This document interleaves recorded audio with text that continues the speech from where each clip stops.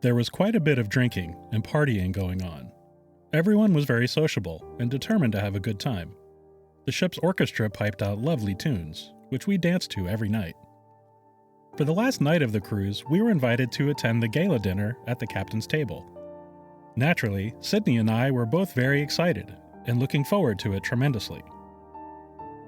Suddenly, word was sent out that Captain Wilmot had died of a heart attack and that all subsequent festivities were to be cancelled.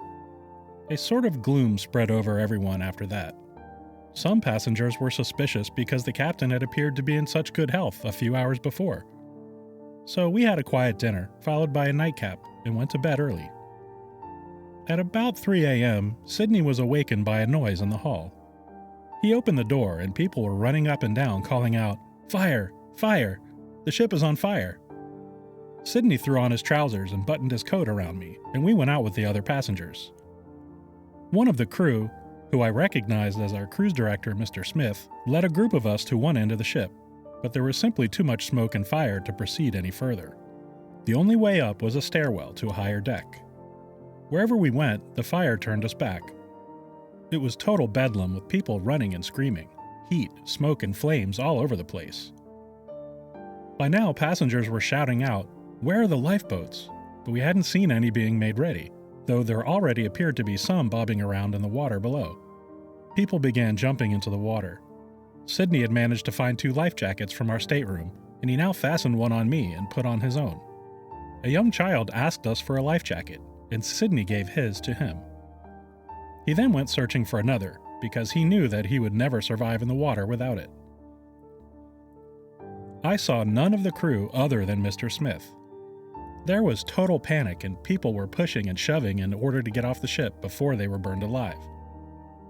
I was both numb and scared out of my wits. Finally, in desperation, Sydney told me that we had to jump for our lives, but the thought of it terrified me. It was so far down to the ocean from the deck and the waves were so high. Sydney jumped, and as I looked overboard, another passenger grabbed hold of my feet and just tipped me over the rail. We were in the water for more than 7 hours. To keep our spirits up, we joined hands with other passengers in a circle. Sometimes we sang songs and sometimes we just prayed. We tried to keep a child up, passing him along from one of us to another, but finally he was taken from us by a huge wave. By then, he was already dead. It was simply terrible seeing dozens of burnt corpses floating by. People called out that there were sharks, which didn't help. Twice I tried to swim to a lifeboat, but was either turned away by people who said it was too full, or the size of the waves further deterred my efforts. The older people didn't stand a chance in that water. They either disappeared or drowned. I remember seeing this girl in the water with long black hair. She was completely burnt. It was a dreadful sight, but in a strange way, it gave me hope. I just became more determined to live. I kept repeating to myself, "I won't die, I won't." When it got light, we saw another lifeboat between waves, and Sydney said that we had to try to make it. We couldn't survive any longer in the water. When we got to the boat, the people said again, No, too full." But Sydney pushed me up and then climbed aboard himself. In doing so, he broke all the fingers on one of his hands. It was daylight by now, when a big ship appeared, and they threw a rope down to us and we were hoisted aboard. We were taken to the boiler room to dry off, and generally, we were treated very well. These were the words of passenger Dolly Davidson. The 21-year-old newlywed was on a honeymoon cruise with her husband Sydney, when their trip turned into a nightmare. The Inferno of the Morro Castle, today, on Shipwrecks and Sea Dogs. Hello and welcome to Shipwrecks and Sea Dogs, tales of mishaps, misfortune, and misadventure. I'm your host, Rich Napolitano. The story of the Morro Castle is one of the strangest in maritime history, and it left a lasting legacy in the coastal communities of central New Jersey. The Ward line of passenger steamships dates back to 1841, when Otis Ward established his freight consignment company. Following his death in 1856, his son James Edward Ward took the reins and eventually reincorporated as the New York-Cuba Mail Steamship Company in 1881. The company then acquired the Alexander Line in 1888, along with all of its ships and operations to and from Mexico. The Ward Line was later purchased in 1907 by Consolidated Steamship Lines, a conglomerate owned by Charles W. Morse. Morse was an unsavory and crooked businessman who got involved with the infamous Tammany Hall organization. His attempt to corner the copper market in 1907 was a catastrophic failure, and by 1908 he was bankrupt. The orphan shipping lines owned by Morse joined forces and formed the Atlantic, Gulf, and West Indies Line as a parent company. The Ward Line, Mallory Line, Puerto Rico Line, and Clyde Line all operated independently under this umbrella. When the United States joined World War I in 1917, many private ships were requisitioned by the government. This included two older Ward Line ships, the Havana, built in 1899, and the Saratoga, built in 1907, plus two new ships, the Siboney and Orizaba. All four Ward Line ships served as troop ships, with Havana serving under the name Comfort and the Saratoga under the name Mercy. Siboney and Orizaba served under their original names. Following the war, all but the Saratoga returned to commercial service beginning in 1920, operating briefly between New York and Spain. By 1921, the ships were transferred to the New York-Havana-Veracruz route. In the 1920s, the Ward Line was falling behind its competitors, especially the Cunard ship Caronia, which began service to Cuba. Only two of the Ward Line ships were built after 1910, and although Caronia itself was built in 1904, it offered a level of elegance and luxury that the Ward Line ships could not. In a 1926 letter, a passenger on board the Orizaba wrote in a letter, "The boat is comfortable and food good. It is not deluxe, but very satisfactory." To combat this perception, the Ward Line announced the construction of two new state-of-the-art luxury ships that could compete with Cunard. These were the Morro Castle and the Oriente. The Morro Castle was launched in March of 1930 and was named after the fortress and lighthouse overlooking Havana. At 508 feet long by 78 feet wide, it was smaller than Caronia, but offered a more upscale experience by eliminating third-class accommodations and reducing second class to less than 100 passengers. The Morro Castle was indeed a luxury ship, featuring 5 decks, elevators, telephones, 16 luxury suites, 142 beautifully appointed cabins, grand dining halls, swanky saloons, smoking rooms, and writing rooms. All but 7 of the first-class cabins had outdoor access. The first-class lounge on the mezzanine featured overstuffed couches and chairs and elaborate ironwork. Additional accommodations included a children's playroom, a gymnasium, and a sports deck. Its dining halls and interior rooms had fine wood paneling, Corinthian-style pillars, and beautifully polished wood handrails. The pre-war style decor provided guests with the comfort and luxury of life before the hammer of the Great Depression came down on the world. The ship was being compared to the Mauretania and its competitor, the Cunard, but was described as more spacious and elegant. The Morro Castle catered to the wealthy, or at least those willing to shell out for a luxury experience.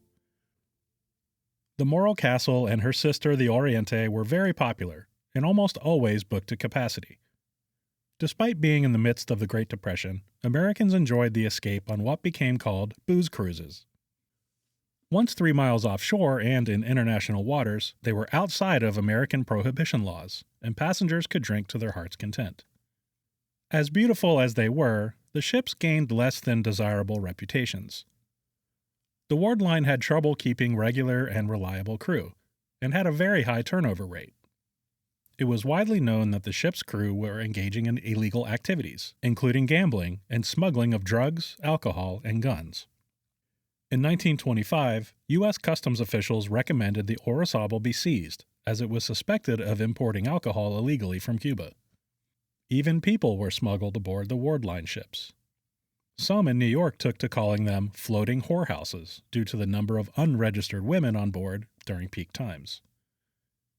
Maritime history is often shaped by other events happening in the world.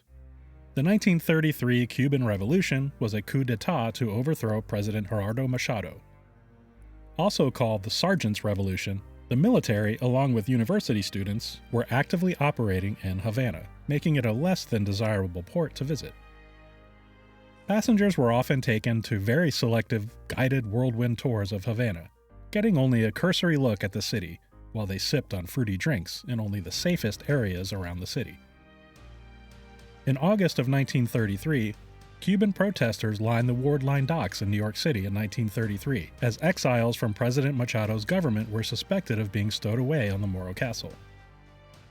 The Orizabal and Morro Castle were both reported to have smuggled gold bars and coins from Veracruz to Havana in October of 1933. A month later, the Morro Castle ran a blockade into Havana. Gunfire from rebel troops destroyed a portion of the bridge and tore through the ship's aft rigging. Passenger Gertrude Conlin of Newark, New Jersey said of this, "It was simply terrible. I loved every minute of it." The revolution resulted in the overthrow of Machado in August of 1933, but tensions continued as different factions struggled for power, and General Fulgencio Batista effectively controlled puppet governments. Havana was a rough spot for tourists, but the Ward Line kept up the illusion of a tropical paradise and kept the booze flowing to thirsty passengers.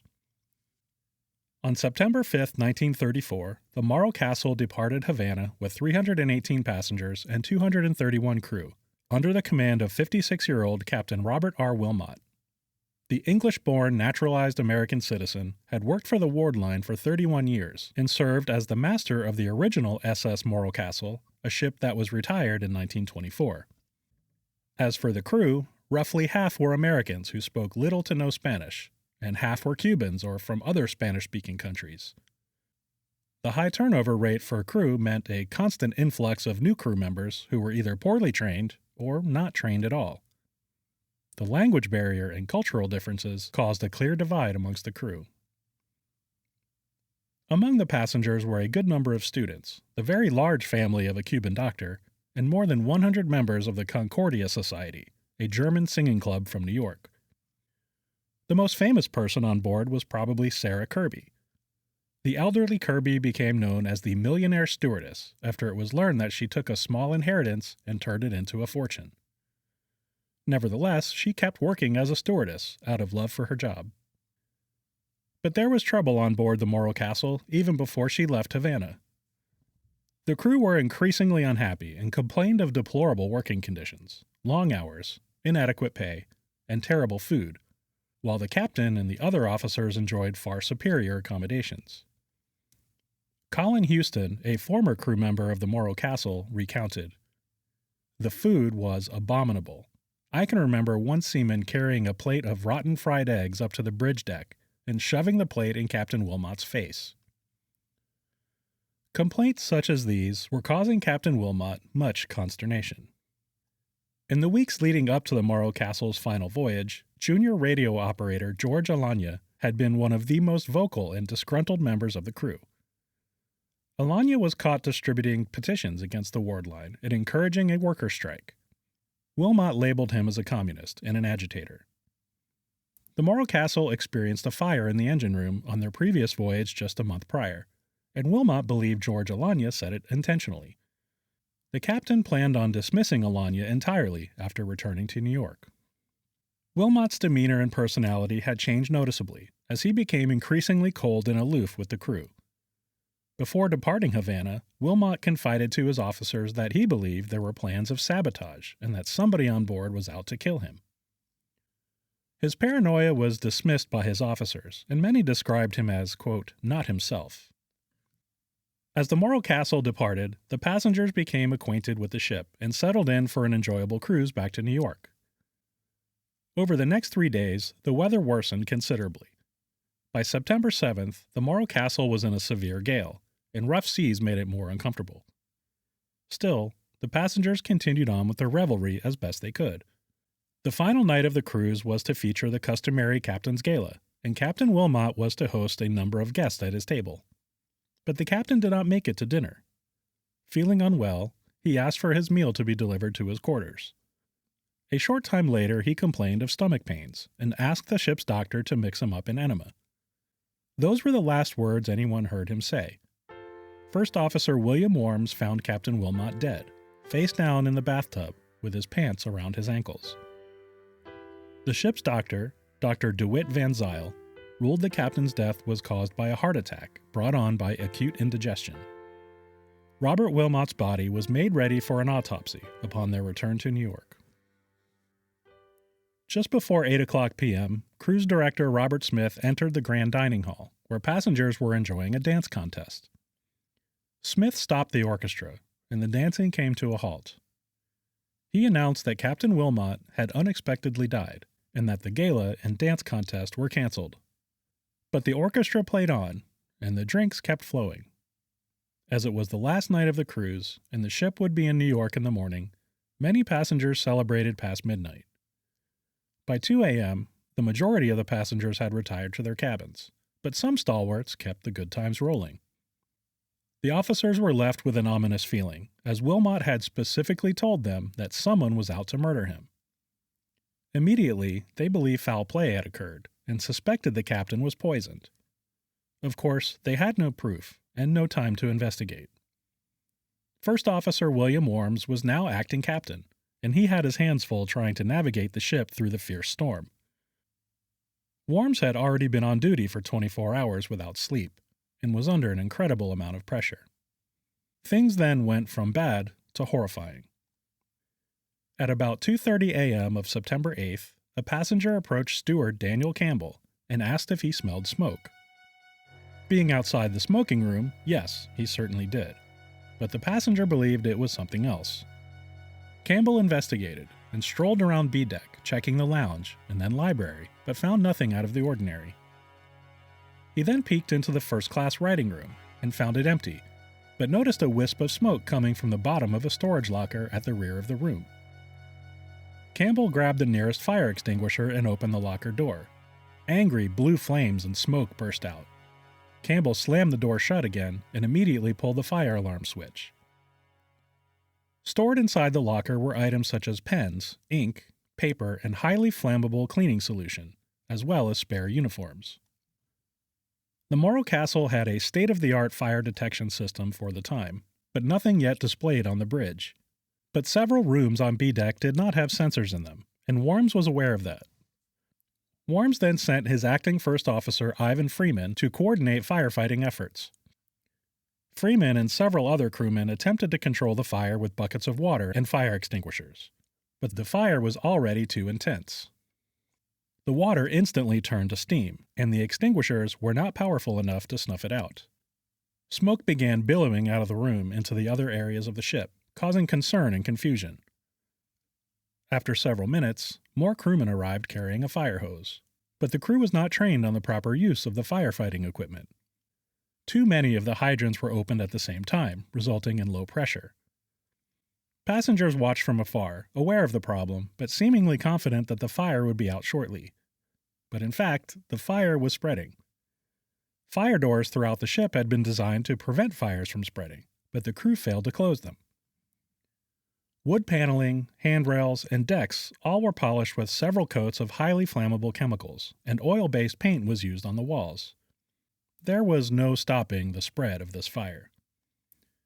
At 2:56 a.m., a fire sensor finally appeared on the bridge's sensors. Captain Worms barely paid it any notice, as he battled the waves and wind pounding the ship. After several more minutes, sensors from all over the ship were lighting up as the fire had spread to other areas. Captain Worms, seemingly oblivious to the extent of the fire, foolishly continued steering the ship directly into 30-knot winds, causing the fire to spread more rapidly toward the stern.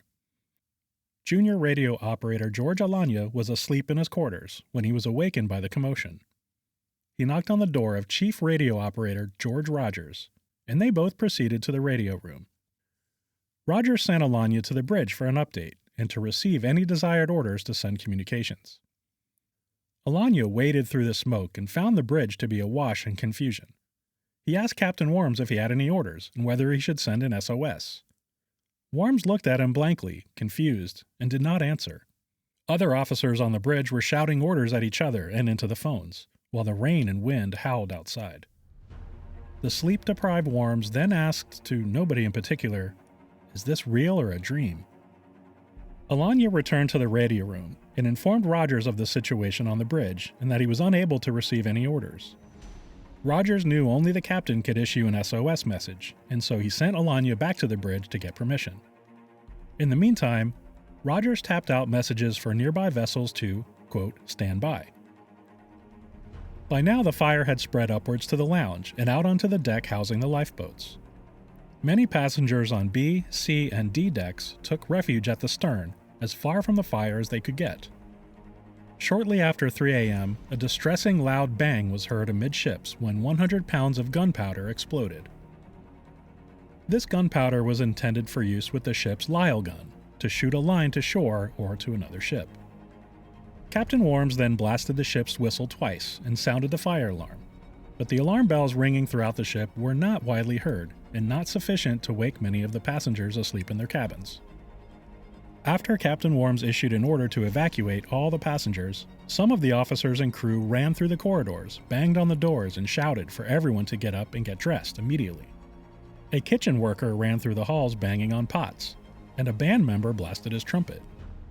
But this was an uncoordinated and confused effort, lacking clear instructions, and a good portion of the crew did nothing at all to assist passengers.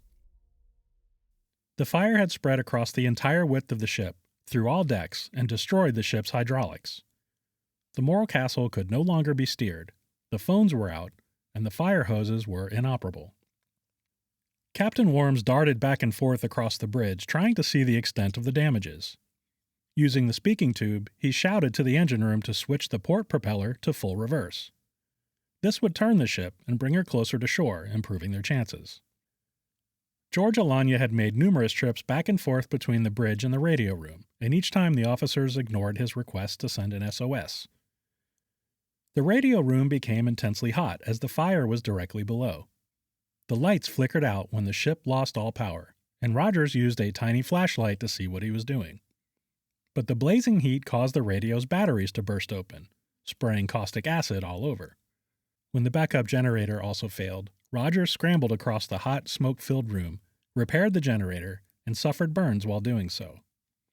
Finally, at 3:18 a.m., over 45 minutes after the fire was first detected, Captain Worms issued the SOS order to George Alanya, who was once again in the bridge asking for orders. He dashed back to the radio room, and Rogers tapped out the SOS message at 3:23 a.m. There are conflicting reports about the timing of the SOS messages. Some indicate Rogers sent the SOS without receiving an order, but this could be because Rogers sent a message simply to stand by as he waited for the SOS order. Muffled screams and cries for help rang out from the dark corridors and cabins of the lower decks. Passengers who were able to escape their cabins were now huddled at the rear of the ship as the fire came closer and closer. It was clear that the fire was out of control, and there was nothing to be done about it. They faced a choice of jumping into the rough ocean waves or burning to death in the fire. Out of desperation, many chose to jump. As no fire drills or life jacket training had been offered to passengers, some were knocked unconscious by the impact and subsequently drowned. Others, such as Dr. Van Zyl, jumped with their life jackets on and broke their necks on impact. Of those who survived the fall, some ultimately drowned, succumbed to exposure, or were sucked into the ship's propeller. Passengers still on board watched in horror as men, women, and children disappeared under the waves. It was an entirely grim scene. All but a few of the passengers who were trapped in their cabins escaped out of the portholes, but many of them tumbled out onto the railing below or struck the side of the ship. Crew members were housed at the bow of the ship where the fire had not spread. They were able to launch 6 of the ship's 12 lifeboats, but they shamefully did little to help any of the passengers. The lifeboats left the ship, each less than half full, with very few passengers on board. Among the crew who abandoned ship before the passengers was Chief Engineer Ibn Abbott. The Morro Castle was ablaze and drifting helplessly north along the coast of New Jersey. George Rogers was able to send out his SOS message and concluded it with, "We can't hold out much longer." According to Rogers' own testimony, he passed out from the smoke, and Alanya dragged him to the deck before somebody pushed him into a lifeboat.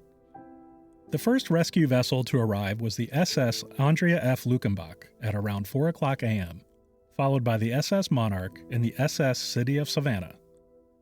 Coast Guard cutters Tampa and Cahoon arrived a bit later, circled the Morro Castle a couple of times, and then backed off. It was later revealed that no signal had been sent from the Morro Castle to communicate to the cutters that people were in the water.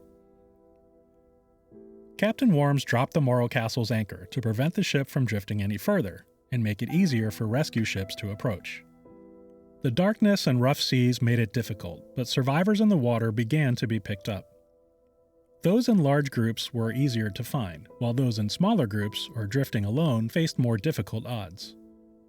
Many local fishing vessels, private and commercial boats, as well as surf boats and lifeboats from Coast Guard stations at Sandy Hook, Squaw Beach, and Shark River, went out to assist with the search and rescue. Though many people were still on board the ship, rescue vessels were careful not to get too close to the flaming hulk. Newlyweds Abraham and Harriet Cohen made the brave decision to swim the 6 miles to shore, taking over 6 hours. Harriet Cohen later wrote, "Once in the water, our first thought was to get away from the boat. There were others struggling around us in the water, but after we got started and swam a while, we didn't see any more. We saw no lifeboats around us. We saw the lights on the shore. The water was warm. The waves seemed to help us along towards shore. Best of all, we kept side by side all the way. We'd help one another keep afloat now and then, one of us taking it easy for a while. Then we reached the beach. People on shore rushed into the surf to drag us out, and they took us to the hospital." Alexander and Frida MacArthur of Philadelphia also swam for shore. After 3 hours, Alexander was too exhausted to continue. He told his wife to keep going, and not to try to save him. Alexander died, and Frida continued on, all the while carrying her husband's body. When she was picked up by the vessel Paramount, it took 10 minutes to convince her to let Alexander go, as there was no space for those already dead. She wept as she watched her husband's body drift away. Captain John Bogan of the Paramount, out of Brielle, New Jersey, picked up 67 people alone. Others, including 21-year-old Janet Pruzan, survived by staying with a group and waited for rescue. She describes her experience. "It's too horrible to describe. I was in cabin 290 on sea deck aft. It was utterly impossible to get into a lifeboat. Realizing this, there was only one thing to do: strap on a life belt, jump, and trust in God. That's what we had to do or burn. I will never forget the heroism of the women on board. They forgot themselves completely in an effort to help those in more serious trouble. I was knocked unconscious on hitting the water. It was much like diving off a cliff. I must have been in that condition for several minutes. The sight I witnessed on regaining consciousness was tragic indeed. There were bodies everywhere. Amid the shrieks of the dying, women struggled against terrific odds to help someone near death. After being in the water for 6 hours, I naturally want to forget this awful tragedy." The first lifeboat from the Morro Castle to arrive on shore was lifeboat number 10. It landed at Spring Lake, New Jersey at 6:30 a.m., carrying 27 crew and 3 passengers. The 6 lifeboats that were launched each had a capacity for 70 people. In total, only 85 people arrived in lifeboats, and only about 20 were passengers. By dawn, the Morro Castle had become a curious attraction to onlookers on shore. A crowd gathered along the shore of Asbury Park, New Jersey, as they saw the giant flaming inferno of the Morro Castle approaching.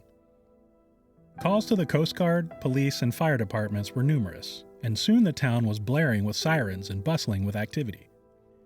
Ambulance crews and other first responders lined the beach, ready to assist survivors brought ashore.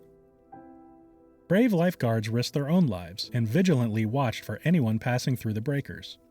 Once spotted, they swam out and brought them safely to shore. Tom Black, one of the lifeguards, told the Asbury Park Press, "Throughout the day, we swam out to where the surf broke and pulled in 15 people, many of whom were near death. We had to get to them before they were thrown with force on the beach, which would have killed them in their weakened condition. In some cases, though, we were too late." By 1 o'clock p.m., all survivors on board the Morro Castle had either jumped or been evacuated. When Coast Guard cutter Tampa secured a tow line to the Morro Castle, George Rogers and George Alanya sawed through the anchor line in order to free the ship. Captain Worms, other officers, and the remaining crew then disembarked, leaving the Morro Castle abandoned. The Tampa began to tow the Morro Castle to New York, but when the tow line snapped, towing efforts were abandoned. The Morro Castle was left to drift in the current, finally coming to rest on the beach at Asbury Park at 7:34 p.m. on September 8th. She was just 200 feet offshore, run aground adjacent to the town's convention center. The moment was broadcast live by WCAP radio station manager Thomas F. Burley Jr., who was broadcasting from the convention center. He exclaimed into the microphone, "The Morro Castle is adrift and heading for the shore." As the ship neared its final resting place, he shouted again, "She's here. The Morro Castle is coming right toward our studio." Bodies of the victims washed ashore for several days, appearing miles up and down the coast. Ultimately, out of the 549 on board, 137 were killed. 30% of the passengers died, while just 18% of the crew lost their lives. A statistic that would later raise some eyebrows. The Morro Castle burned for several days as firefighters attempted to put out the blazing fire, and the ship remained very hot for weeks. The hulking, smoldering ship became quite a tourist attraction, with an estimated 100 to 200,000 visitors in just the first 2 days following the wreck. Signs were posted on streets and highways directing people to the Morro Castle shipwreck. Parents packed their families into their cars for weekend vacations to go see the stranded ship. Shops that were closed for the season reopened to welcome the influx of visitors. Asbury Park City Councilman James Digney offered the perfect view from the convention center's eastern seaside, charging 25 cents per person. $2,800 were collected on September 9th alone. Souvenir shops sold postcards and posters, food vendors provided refreshments, and local businesses took advantage of the hulking curiosity while they could. This, even as the charred bodies were being removed from the ship using a breeches buoy. While inspecting the ship, local Coast Guard Commander R.W. Hodge discovered the body of a young boy. The boy's remains had melted into the deck. When Hodge left the ship, he found the soles of his shoes had melted. It was a macabre dichotomy of tragic death and curious revelry. When the bodies were removed, city officials used the breeches buoy as a sort of sky ride to the ship, charging $5 for the experience.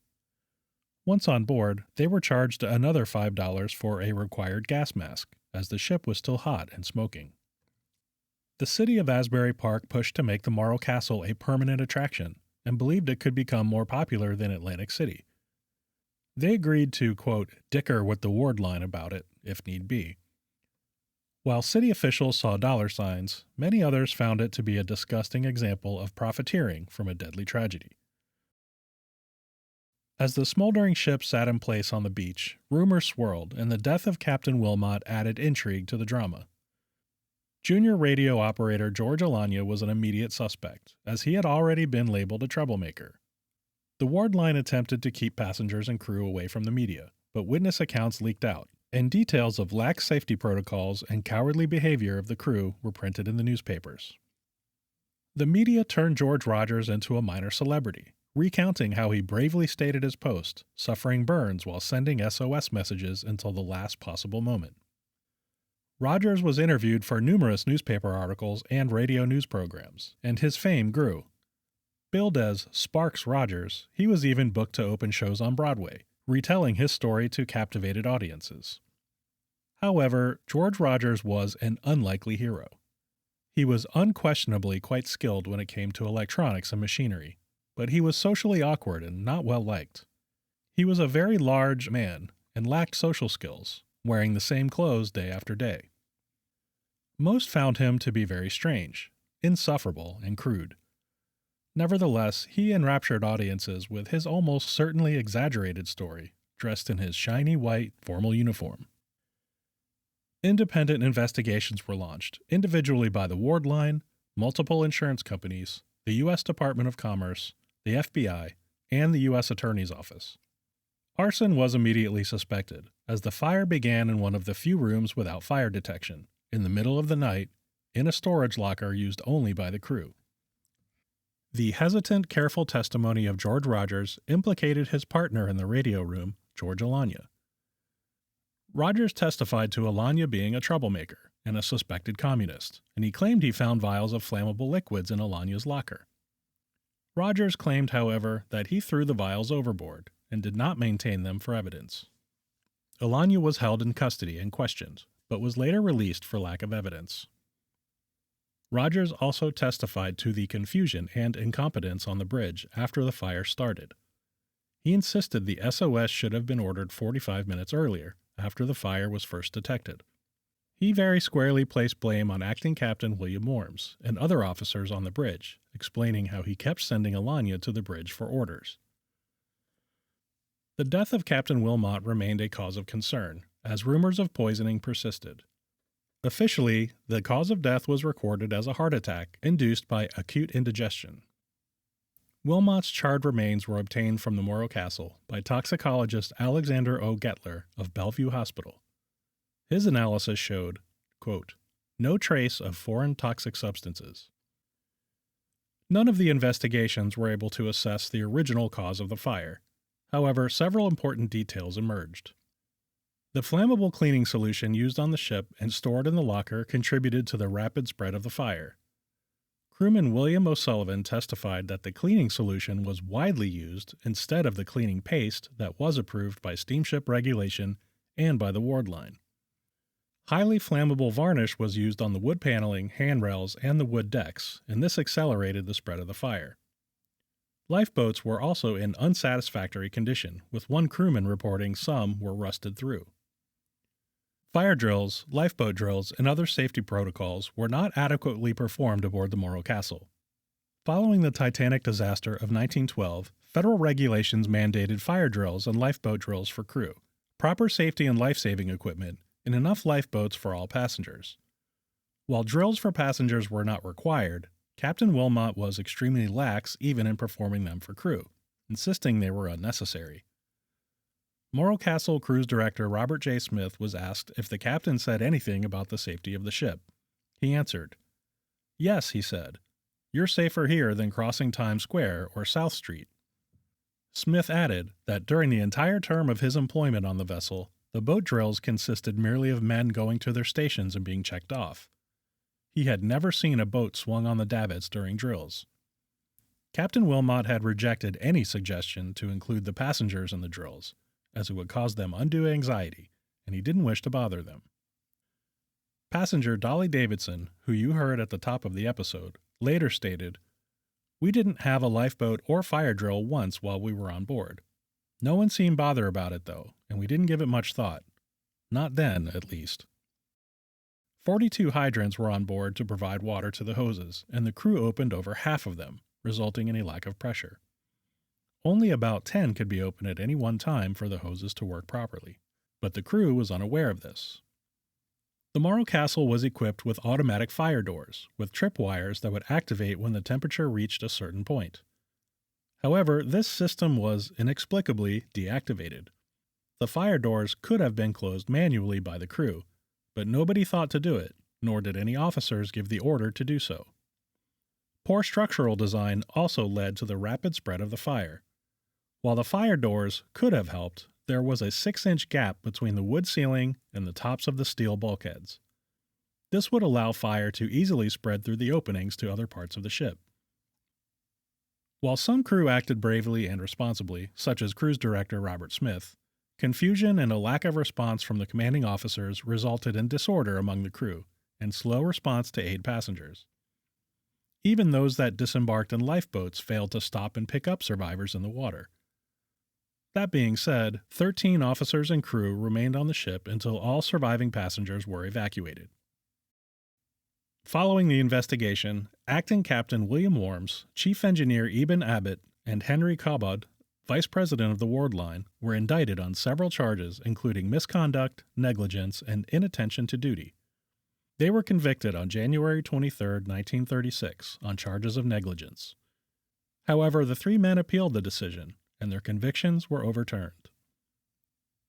Federal Judge John C. Knox determined the Ward line to be liable for $890,000 in damages, an average of $2,225 per victim.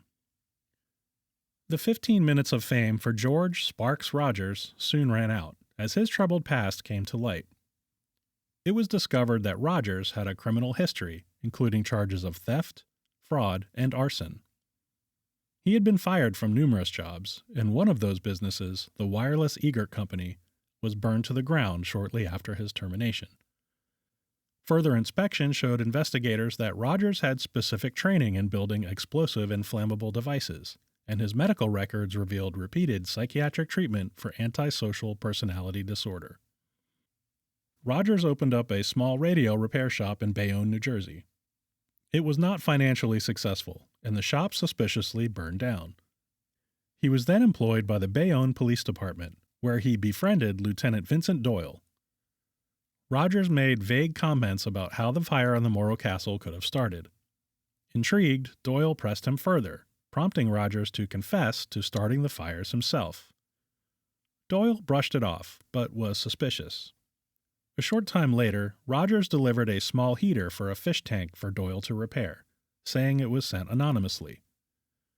Rogers was not scheduled to work that day, and he left shortly after delivering it. The heater violently exploded when Doyle switched it on, injuring him badly, but he survived. Traces of TNT were found in the debris of the heater, and Rogers was arrested. He was convicted of attempted murder and sentenced to 12 to 20 years at Trenton State Prison. But in 1942, Rogers was paroled from prison in order to help with the war effort.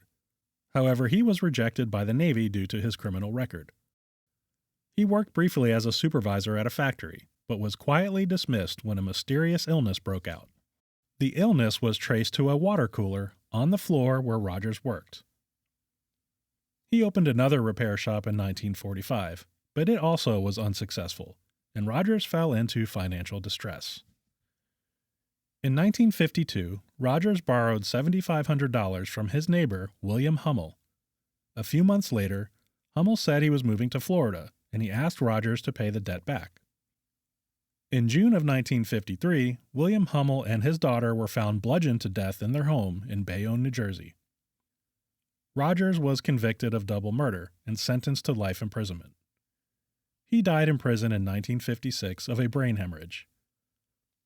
George Rogers was never officially investigated or charged for the fire on the Morro Castle. After being acquitted, William Worms remained employed by the Ward line and later managed port operations. He served with the U.S. Navy during World War II and died in 1953 in Jersey City, New Jersey. George Alanya was blackballed from continuing as a radio operator and struggled to find work. In 1935, he attempted suicide by gas in his apartment. He was found unconscious, but survived. George Alanya died in 1990 at age 84. In the wake of the Morro Castle disaster, President Franklin D. Roosevelt publicly expressed his concern about the incident and the need for improved safety measures. He specifically called for new fireproof construction laws to be implemented at the next congressional session.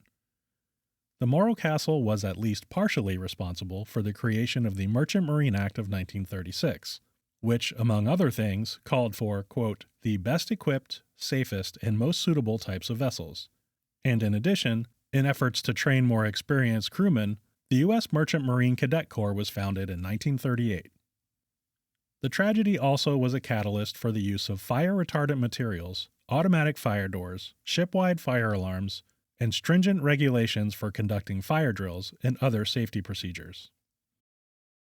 The Ward line continued operations, but struggled, as a series of other accidents damaged its reputation. After its vessels were requisitioned for use in World War II, the company reorganized following the war, but was finally liquidated in 1954. The Ward line name was purchased in 1955 by Compañía Naviera Garcia, a Cuban steamship company, but operated only until 1959 under the Ward Garcia line.